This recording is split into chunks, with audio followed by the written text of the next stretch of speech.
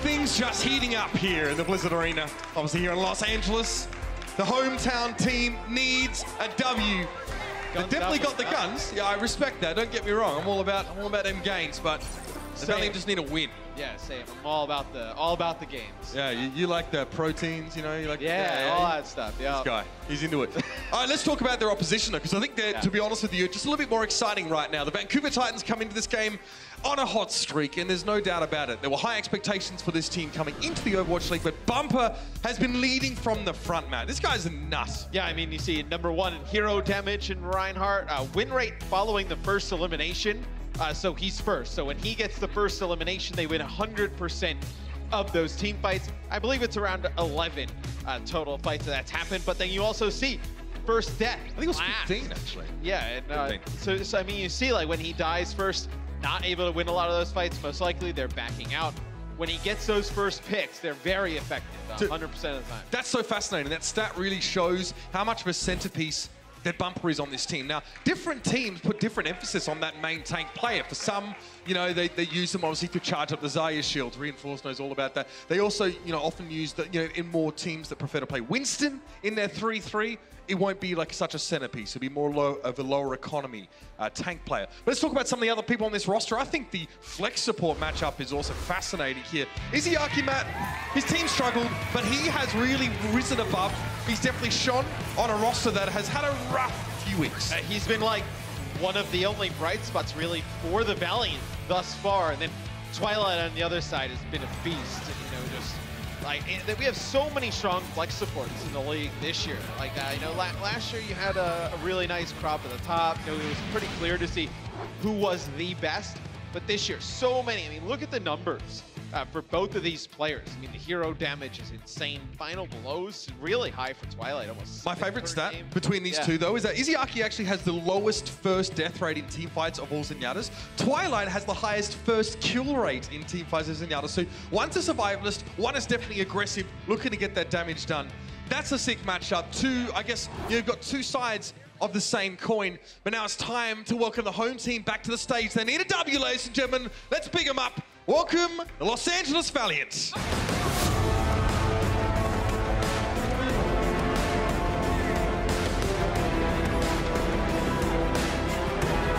Debated.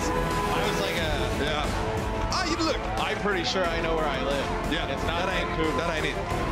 That is the Vancouver Titans, of course. I'm sure that was clear to you the moment they stepped out on stage.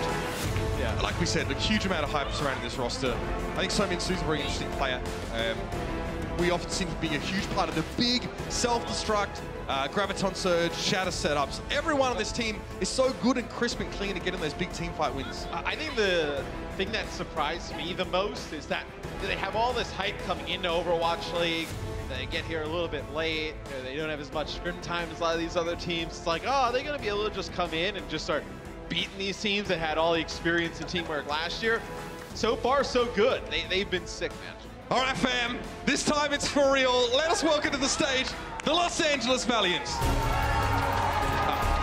I get it right every time. 100%. Anyone who says otherwise is completely wrong. So the Los Angeles Valiant, you know, the main support role has been a revolving door for this team. Custer is a Kooky, Custer is a Kooky. Today, obviously, it seems to be Kooky in the mix. They didn't have much luck with Custer, who actually played the entire series for them in their last match. So they're experimenting. It's really weird. The match previously, they played Custer the entire time. The series before that, Custer just plays Control.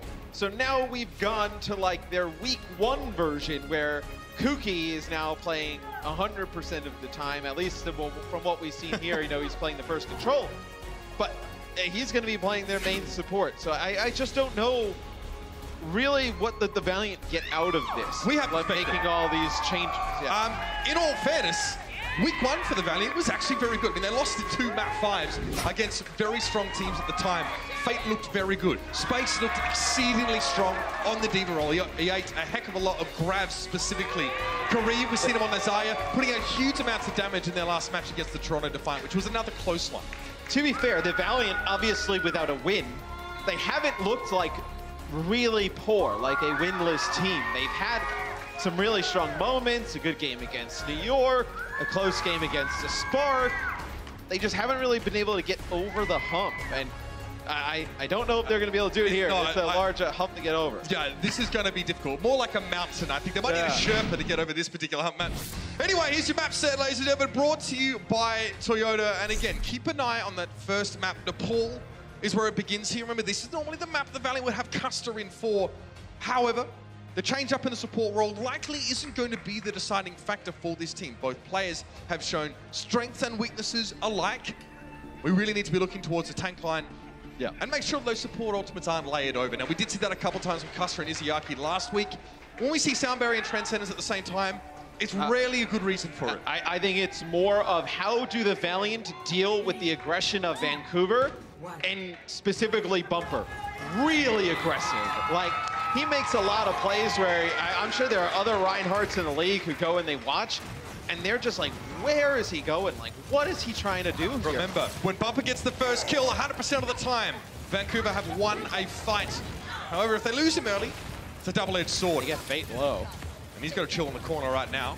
Fortunately, the Valiant have control of the points, so Fate actually has somewhere to hide. Otherwise, well, they wouldn't be so lucky.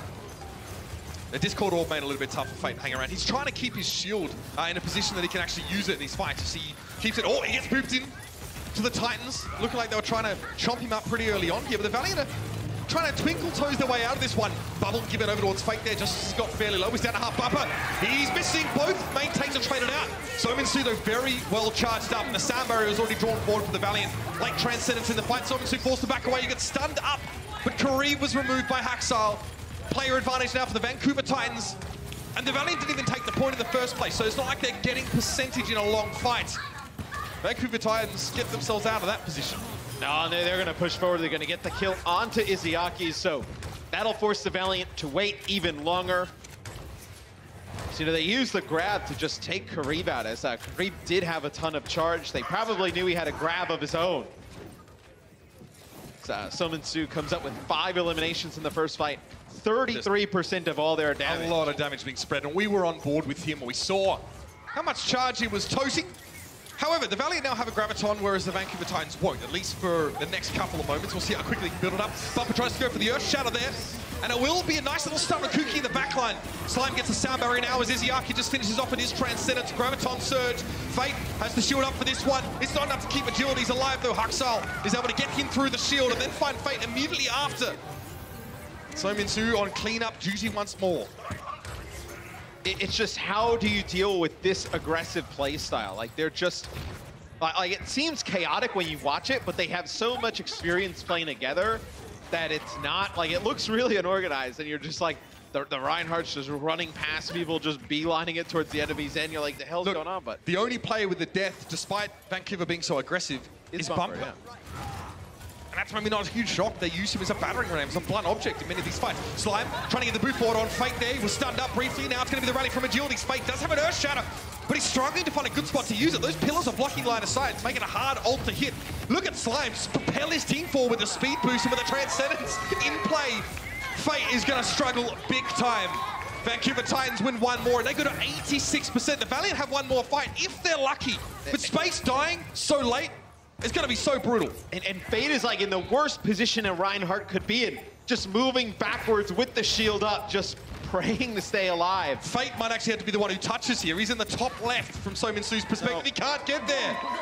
Just absolute dominance. Again, the only player who lost his life there was Bumper. And that's entirely acceptable if you're the Vancouver Titans.